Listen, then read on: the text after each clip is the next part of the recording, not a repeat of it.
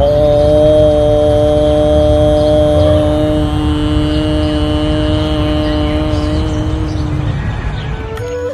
राधा कृष्णाभ्यां नमः। हरि ओम तत्सत। ओम गंगणपतये नमः। ओम नमो भगवते वासुदेवाय। कृष्णं नारायणं वन्दे, कृष्णं वन्दे ब्रजप्रियं, कृष्णं द्वैपायनं वन्दे, कृष्णं वन्दे प्रथासुतम्। श्रीमद्भागवत महापुराण। सम्मानित श्रोतागण, आज हम लोग तीसरे स्कंद के पहले अध्याय का पाठ करेंगे। इस अध्याय में महात्मा विदुर और श्री उद्धव जी के मिलन का वर्णन किया गया है। जब महाभारत का युद्ध अवश्यंभावी हो गया और महात्मा विदुर जी उसे रोकने में पूरी तरह असमर्थ हो गए, तब अपने ही कुल का दोनों तरफ से नाश होगा, यह समझकर महात्मा विदुर हस्तिनापुर छोड़कर तीर्थयात्रा के लिए निकल पड़े। अपने तीर्थ प्रवास के दौरान जब वह प्रभास क्षेत्र में पहुँचे, तब वहाँ उनकी मुलाकात श्रीमान उद्धव जी से हुई। उद्धव जी से मिलने के बाद महात्मा विदुर ने अपने हस्तिनापुर वासी परिवारजनों का कुशल क्षेम उनसे जानना चाहा। इस अध्याय में विदुर जी की अधीरता और उनके द्वारा उद्धव जी से हस्तिनापुर के लोगों के बारे में और द्वारका के लोगों के बारे में पूछे गए प्रश्नों का वर्णन किया गया है। आइए अब हम सब मिलकर भागवत के इस अध्याय का पाठ करते हैं। हरि ओम तत्सत। श्री गणेशाय नमः। श्रीमद्भागवत महापुराणम तृतीय स्कंधः अथ प्रथमो अध्यायः। उद्धव और विदुर जी की भेंट। श्री शुक उवाच एवमेतत्पुरा पृष्ठो मैत्रेयो भगवान् किल छत्रावनं प्रविष्टेन त्यक्त्वा स्वगृहमृद्धिमत यद्वा अयं मन्तक्रुद्धो भगवानखिलेश्वरः पौरवेन्द्र गृहं हित्वा प्रविवेशात्मसास्कृतम्।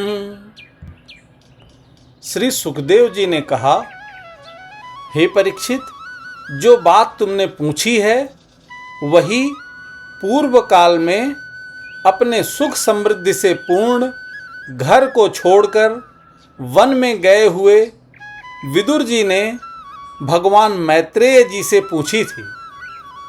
जब सर्वेश्वर भगवान श्री कृष्ण पांडवों के दूत बनकर गए थे, तब वे दुर्योधन के महलों को छोड़कर उसी विदुर जी के घर में उसे अपना ही समझकर बिना बुलाए चले गए थे।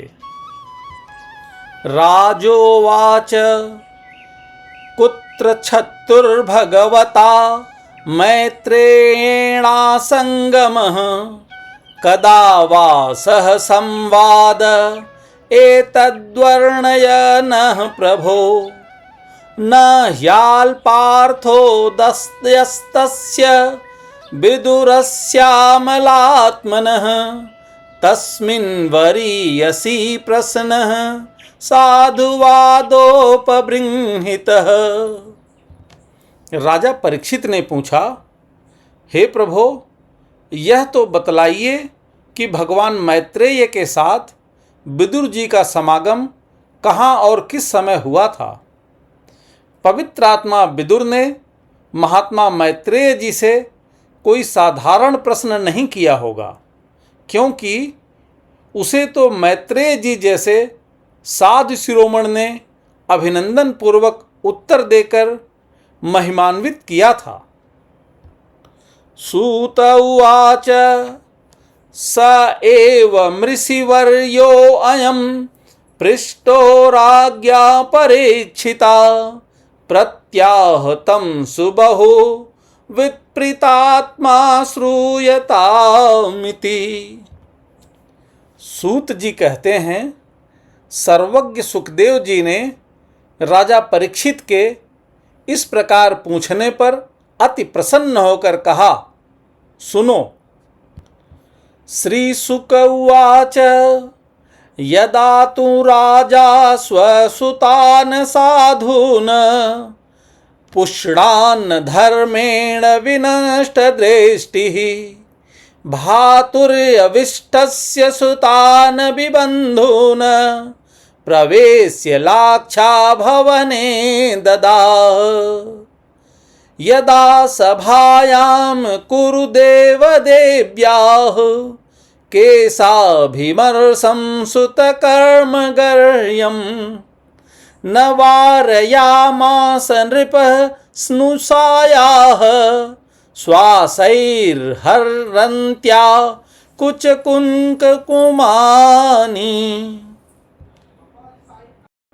श्री सुखदेव जी कहने लगे, हे परीक्षित, यह उन दिनों की बात है जब अंधे राजा धृतराष्ट्र ने अन्यायपूर्वक अपने दुष्ट पुत्रों का पालन पोषण करते हुए अपने छोटे भाई पांडु के अनाथ बालकों को लाक्षा भवन में भेजकर आग लगवा दी।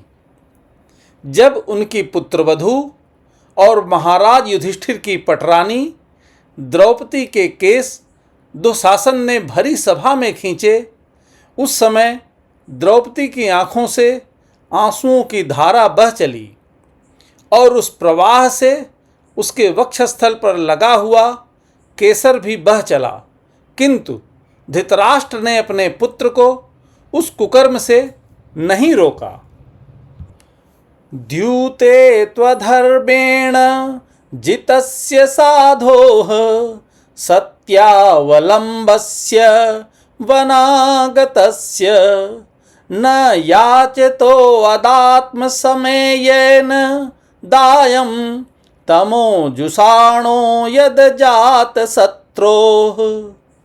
यदा च पार्थ सहितः सभायां जगद्गुरुर्यानि जगाद कृष्णः न तानि पुंसां मृतायनानि राजोरुमेने क्षत पुण्यलेशः। यदोपहूतो भवनं प्रविष्टो मंत्राय पृष्ठः किल पूर्वजेन अथाह तन्मन्त्रदृशाम्बरीयान् यन्मन्त्रिणो वैदुरिकं वदन्ति। दुर्योधन ने सत्यपरायण और भोले भाले युधिष्ठिर का राज्य जुए में अन्याय से जीत लिया और उन्हें वन में निकाल दिया, किंतु वन से लौटने पर प्रतिज्ञा अनुसार जब उन्होंने अपना न्यायोचित पैतृक भाग मांगा, तब भी मोहवश उन्होंने उन अजात शत्रु युधिष्ठिर को उनका हिस्सा नहीं दिया। महाराज युधिष्ठिर के भेजने पर जब जगतगुरु भगवान श्री कृष्ण ने कौरवों की सभा में हित भरे सुमधुर वचन कहे जो भीष्मादि सज्जनों को अमृत से लगे, पर कुरुराज ने उनके कथन को कुछ भी आदर नहीं दिया। देते कैसे, उनके तो सारे पुण्य नष्ट हो चुके थे। फिर जब सलाह के लिए विदुर जी को बुलाया गया, तब मंत्रियों में श्रेष्ठ विदुर जी ने राज्य भवन में जाकर बड़े भाई धृतराष्ट्र के पूछने पर उन्हें वह सम्मति दी जिसे नीति शास्त्र के जानने वाले पुरुष विदुर नीति कहते हैं।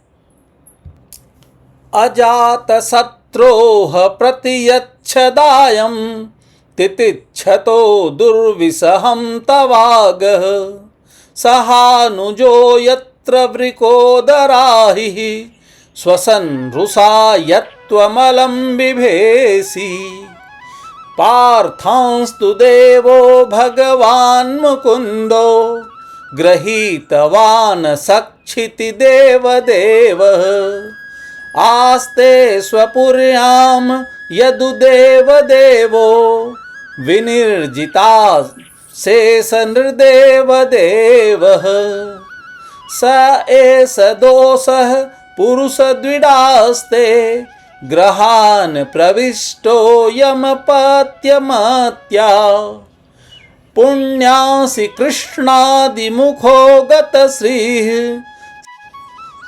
सत्यजास्वसैवं कुल कौशलाय।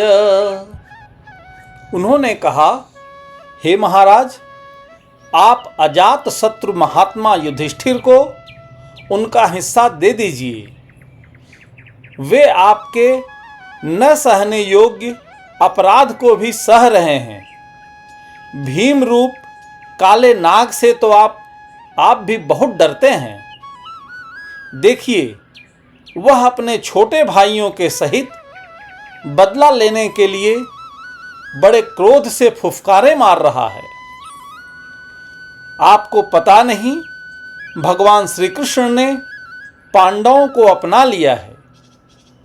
वे यदुवीरों के आराध्य देव इस समय अपनी राजधानी द्वारकापुरी में विराजमान हैं।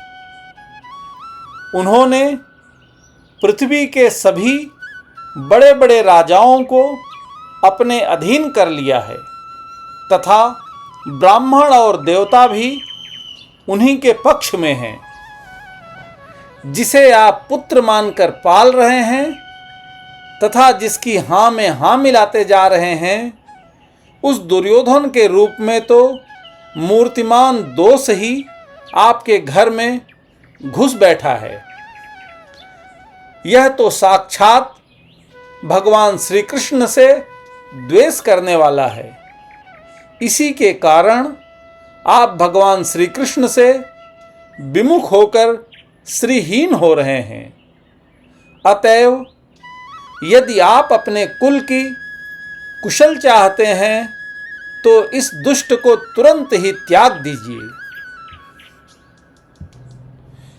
इत्युचिवांस्तत्र सुयोधनेन प्रवृद्धकोपस्फुरिताधरेण असत्कृतः स्वत्सस्पहरणीयशीलः छत्तासकर्णानुज सौबलेन क एन मत्रोपजुहाव जिह्वं दास्यासुतं यद्वलिनैव पुष्टः तस्मिन् प्रतीपः परकृत्यास्ते निर्वास्यतामासु पुराच्छवसानः स इत्थ मत्युल्बणकर्णबाणैर्भार्तुः पुरो मर्मसुताडितोऽपि स्वयं धनुद्वारि निधाय मायां गतव्यथो यादुर्मानयानः। विदुर जी का ऐसा सुंदर स्वभाव था कि साधुजन भी उसे प्राप्त करने की इच्छा करते थे, किंतु उनकी यह बात सुनते ही कर्ण, दुशासन और शकुनी के सहित दुर्योधन के होंठ अत्यंत क्रोध से फड़कने लगे और उसने उनका तिरस्कार करते हुए कहा, अरे, इस कुटिल दासी पुत्र को यहाँ किसने बुलाया है? यह जिनके टुकड़े खा खा कर जीता है, उन्हीं के प्रतिकूल होकर शत्रु का काम बनाना चाहता है। इसके प्राण तो मत लो, परंतु इसे हमारे नगर से तुरंत बाहर निकाल दो।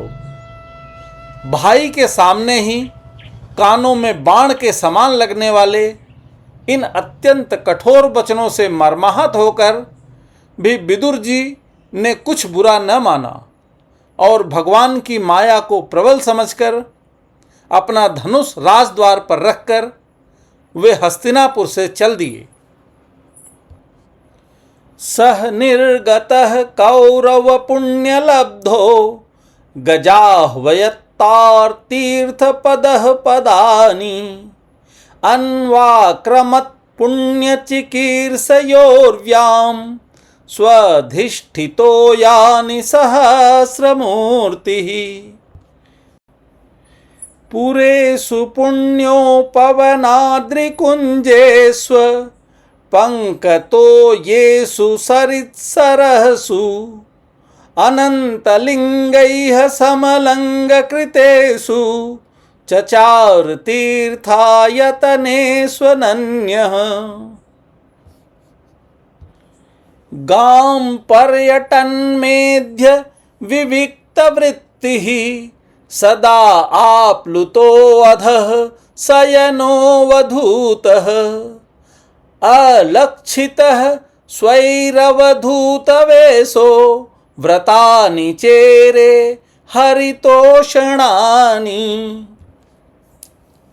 कौरवों को विदुर जैसे महात्मा बड़े पुण्य से प्राप्त हुए थे। वे हस्तिनापुर से चलकर पुण्य करने की इच्छा से भूमंडल में तीर्थपाद भगवान के क्षेत्रों में विचरने लगे, जहाँ श्रीहरि, ब्रह्मा, रुद्र, अनंत आदि अनेकों मूर्तियों के रूप में विराजमान हैं। जहाँ जहाँ भगवान की प्रतिमाओं से सुशोभित तीर्थस्थान, नगर, पवित्र वन, पर्वत, निकुंज और निर्मल जल से भरे हुए नदी सरोवर आदि थे, उन सभी स्थानों में वे अकेले ही विचरते रहे। वे अवधूत वेश में स्वच्छंदता पूर्वक पृथ्वी पर विचरते थे, जिससे आत्मीय जन उन्हें पहचान न सकें। वे शरीर को सजाते न थे, पवित्र और साधारण भोजन करते, शुद्ध वृत्ति से जीवन निर्वाह करते, प्रत्येक तीर्थ में स्नान करते, जमीन पर सोते और भगवान को प्रसन्न करने वाले व्रतों का पालन करते रहते थे। इत्थं व्रजन भारतमेव वर्षं कालेन यावद् गतवान् प्रभासं तावच्छशास क्षितिमेकचक्रा मेकातपत्रामजितेन पार्थः तत्राथ शुश्राव सुहृद्विनष्टिं वनं यथा वेणुजह्वनि संश्रयं संस्पर्धया दग्धमथानुशोचन् सरस्वतीं प्रत्यगियाय तूष्णीम्। इस प्रकार भारतवर्ष में ही विचरते विचरते जब तक वे प्रभास क्षेत्र में पहुँचे, तब तक भगवान श्री कृष्ण की सहायता से महाराज युधिष्ठिर पृथ्वी का एक छत्र अखंड राज्य करने लगे थे। वहाँ उन्होंने अपने कौरव बंधुओं के विनाश का समाचार सुना, जो आपस की कलह के कारण परस्पर लड़ भिड़कर उसी प्रकार नष्ट हो गए थे, जैसे अपनी ही रगड़ से उत्पन्न हुई आग से बांसों का सारा जंगल जलकर खाक हो जाता है। यह सुनकर वे शोक करते हुए चुपचाप सरस्वती के तीर पर आए। तस्याम त्रितस्योशनसो मनोश्च पृथो रथाग्नेर सितस्य वायोः तीर्थं सुदासस्य गवां गुहस्य यच्छ्राद्धदेवस्य स आसिवेशे अन्यानि चेह द्विजदेवदेवै कृतानि नानायतनानि विष्णोः प्रत्यङ्गमुखाङ्गकितमन्दिराणि यद्दर्शनात् कृष्ण मनुस्मरन्ति ततस्त्वति व्रजसुराष्टमर्धं सौवीर्यमत्स्यान् कुरुजाङ्गलांश्च कालेन तावद्यमुनामुपेत्य तत्रोद्धवं भागवतं ददर्श स वासुदेवानुचरं प्रशान्तं बृहस्पतेः प्राक् तनयं प्रतीतम् आलिङ्गय गाढं प्रणयेन भद्रं स्वानाम पृच्छद् भगवत् प्रजानाम। वहाँ उन्होंने त्रित, उशना, मनु, पृथु, अग्नि, असित, वायु, सुदास, गौ, गुह और श्राद्ध देव के नाम से प्रसिद्ध 11 तीर्थों का सेवन किया। इनके सिवा पृथ्वी में ब्राह्मण और देवताओं के स्थापित किए हुए जो भगवान विष्णु के और भी अनेक मंदिर थे, जिनके शिखरों पर भगवान के प्रधान आयुध चक्र के चिन्ह थे और जिनके दर्शन मात्र से श्री कृष्ण का स्मरण हो आता था, उनका भी सेवन किया। वहाँ से चलकर वे धन धान्य पूर्ण सौराष्ट्र, सौवीर, मत्स्य और कुरजंगल आदि देशों में होते हुए जब कुछ दिनों में यमुना तट पर पहुँचे, तब वहाँ उन्होंने परम भागवत उद्धव जी का दर्शन किया। वे भगवान श्री कृष्ण के प्रख्यात सेवक और अत्यंत शांत स्वभाव थे। वे पहले बृहस्पति जी के शिष्य रह चुके थे। विदुर जी ने उन्हें देखकर प्रेम से गाढ़ आलिंगन किया और उनसे अपने आराध्य भगवान श्री कृष्ण और उनके आश्रित अपने स्वजनों का कुशल समाचार पूछा।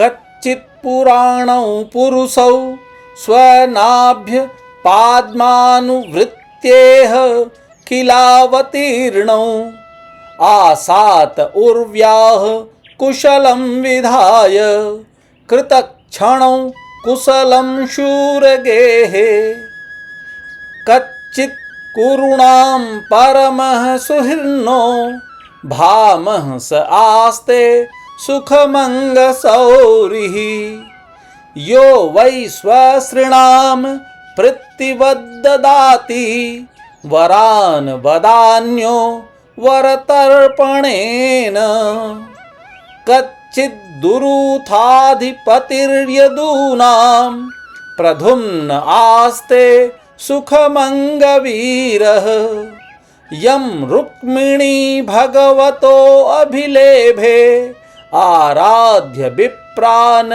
अस्मरामादिसर्गे कच्चित् सुखं सात्वत वृष्णिभोजस् दाशार्हकाणां धिपः स आस्ते यमभ्यसिञ्चच्छत पत्रनेत्रो नृपासनानासां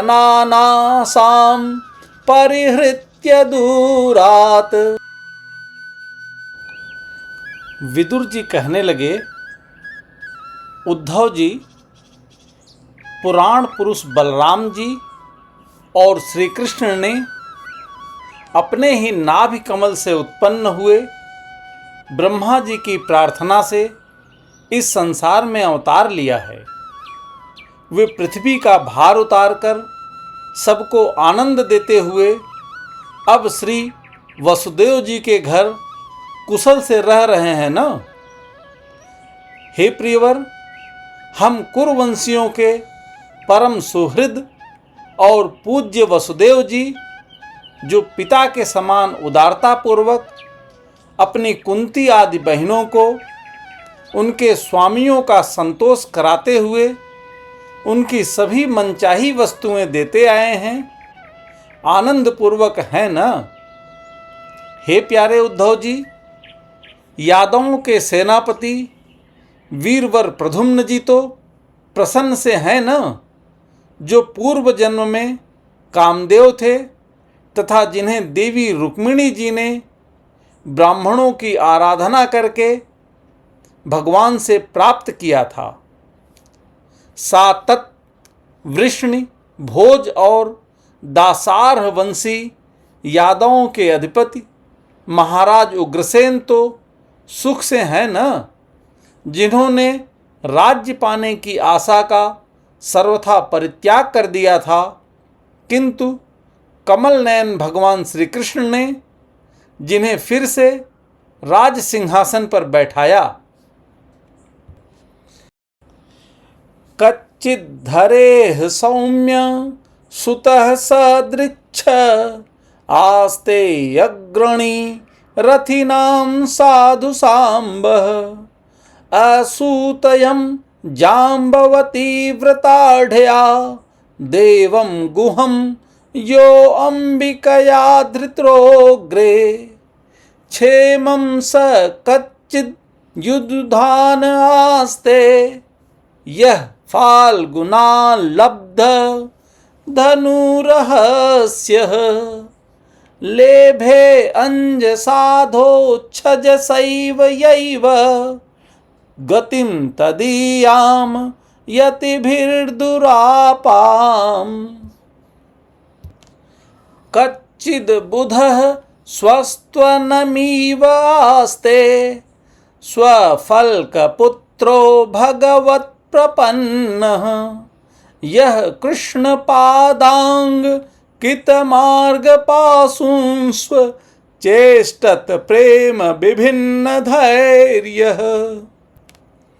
हे सौम्य, अपने पिता श्री कृष्ण के समान समस्त रथियों में अग्रगण्य श्री कृष्ण तनय सांब सकुशल तो है न? ये पहले पार्वती जी के द्वारा गर्भ में धारण किए हुए स्वामी कार्तिक हैं। अनेकों व्रत करके जाम्बवती ने इन्हें जन्म दिया था, जिन्होंने अर्जुन से रहस्य युक्त धनुर्विद्या की शिक्षा पाई है। वे सात्यकी तो कुशल पूर्वक हैं। वे भगवान श्री कृष्ण की सेवा से अनायास ही भगवत जनों की उस महान स्थिति पर पहुंच गए हैं जो बड़े बड़े योगियों को भी दुर्लभ है।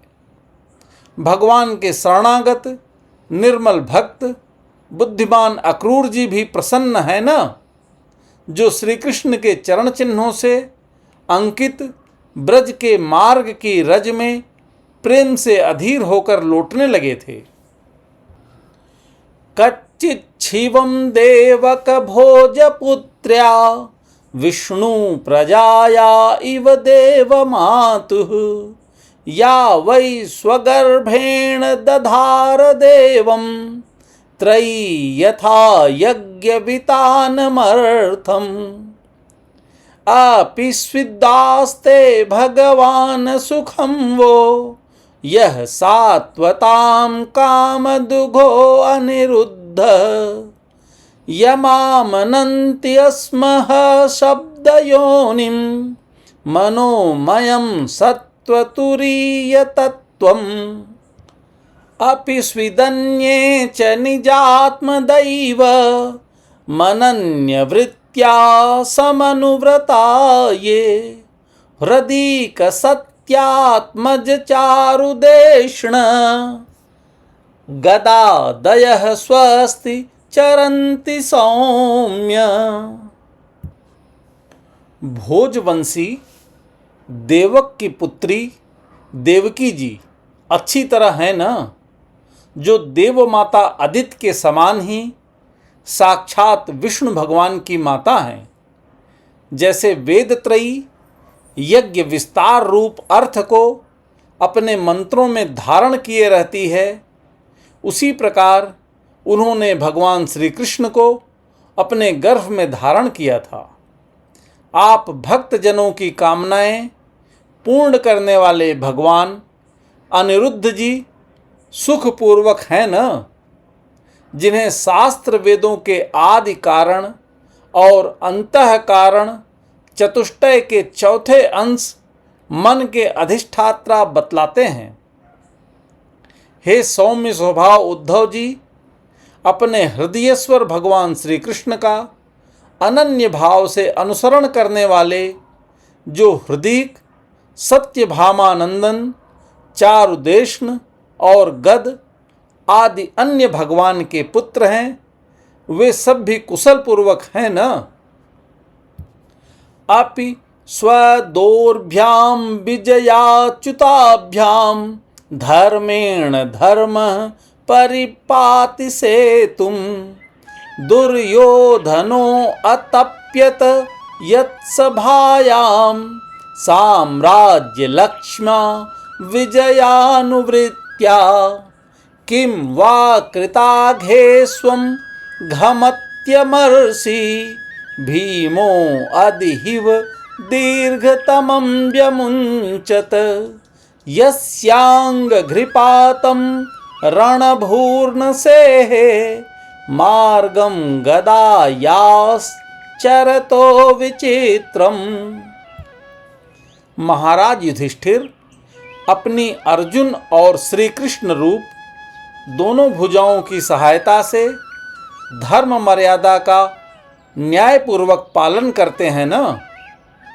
मय दानव की बनाई हुई सभा में इनके राज्य वैभव और दबदबे को देखकर दुर्योधन को बड़ा डाह हुआ था।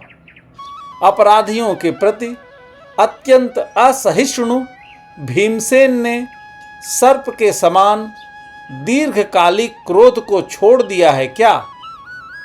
जब वे गदा युद्ध में तरह तरह के पैंतरे बदलते थे, तब उनके पैरों की धमक से धरती डोलने लगती थी। कच्चिद्यशोधा रथयूथपानां गांडीव धन्वो परतारिरास्ते अलक्षितो यच्छरकूटगूढो माया किरातो गिरीशस्तुतोष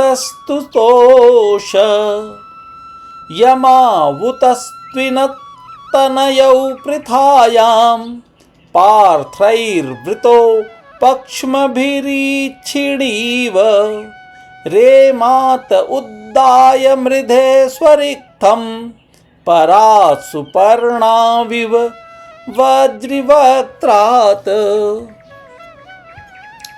जिनके बाणों के जाल से छिपकर किरात वेशधारी अतएव किसी की पहचान में न आने वाले भगवान शंकर प्रसन्न हो गए थे, वे रथी और यूथपतियों का सुयश बढ़ाने वाले गांडीवधारी अर्जुन तो प्रसन्न है न।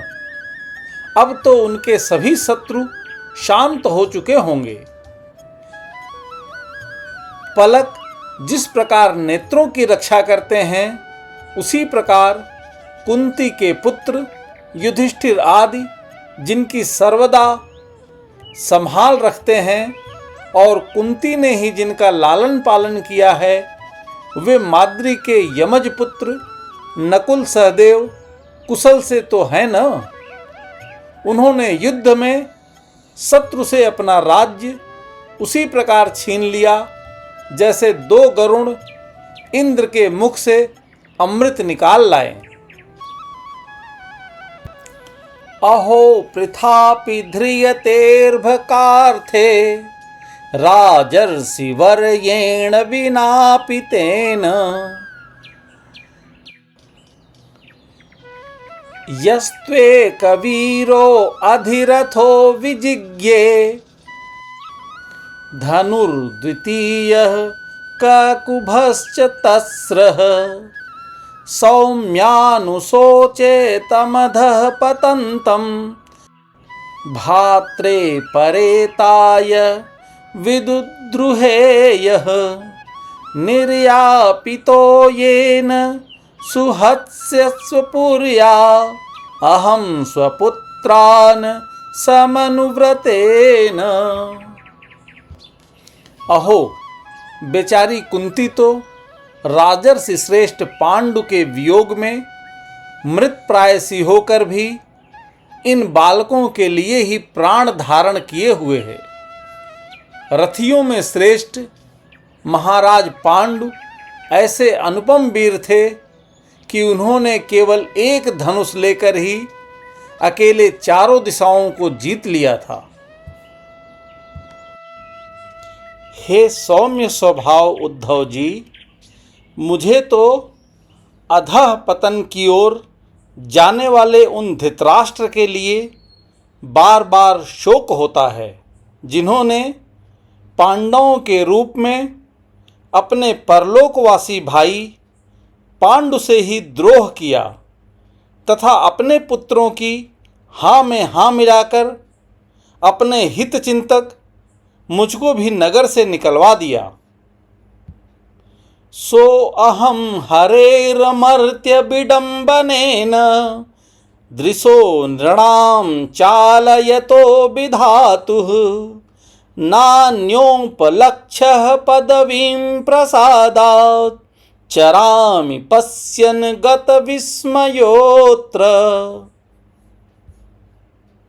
नूनं नृपाणां त्रिमदोत्पथानां महीं मुहुश्चालयतां च मुभिः वधात् प्रपन्नार्ति जिहीर्षयेषो अप्युपैक्षताघं भगवान कुरुणाम। किंतु भाई, मुझे इसका कुछ भी खेद अथवा आश्चर्य नहीं है। जगत विधाता भगवान श्री कृष्ण ही मनुष्यों की सी लीलाएं करके लोगों की मनोवृत्तियों को भ्रमित कर देते हैं। मैं तो उन्हीं की कृपा से उनकी महिमा को देखता हुआ दूसरों की दृष्टि से दूर रहकर सानंद विचर रहा हूँ। यद्यपि कौरवों ने उनके बहुत से अपराध किए, फिर भी भगवान ने उनकी इसलिए उपेक्षा कर दी थी कि वे उनके साथ उन दुष्ट राजाओं को भी मारकर अपने शरणागतों का दुख दूर करना चाहते थे, जो धन, विद्या और जात के मद से अंधे होकर कुमार्गगामी हो रहे थे और बार बार अपनी सेनाओं से पृथ्वी को कंपा रहे थे। अजस्य जन्मोत्पथनाशनाय कर्माण्य कर्तुर्ग्रहणाय पुंसां नन्वन्यथा को अर्हति देहयोगं परो गुणानामुत कर्मतंत्रम् तस्य प्रपन्नाखिललोकपानामवस्थितानां नुशासने स्वे अर्थाय जातस्य यदुस्य जस्य वार्तां सखे कीर्तय तीर्थकीर्तेः।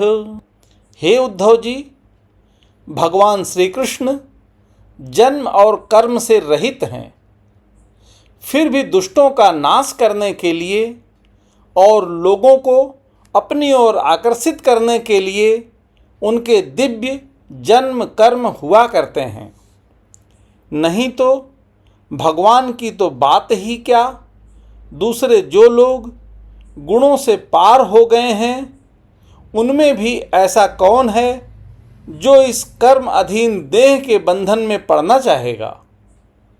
अतः हे मित्र, जिन्होंने अजन्मा होकर भी अपनी शरण में आए हुए समस्त लोकपाल और आज्ञाकारी भक्तों का प्रिय करने के लिए यदुकुल में जन्म लिया है, उन पवित्र कीर्ति श्री हरि की बातें सुनाओ।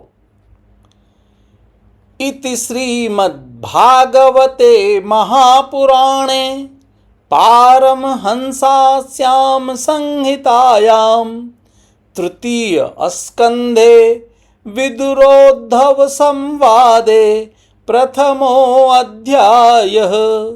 हरिः ओम तत्सत्।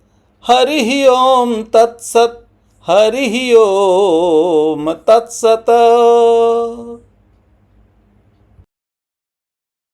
कृपया लाइक, शेयर और सब्सक्राइब करें।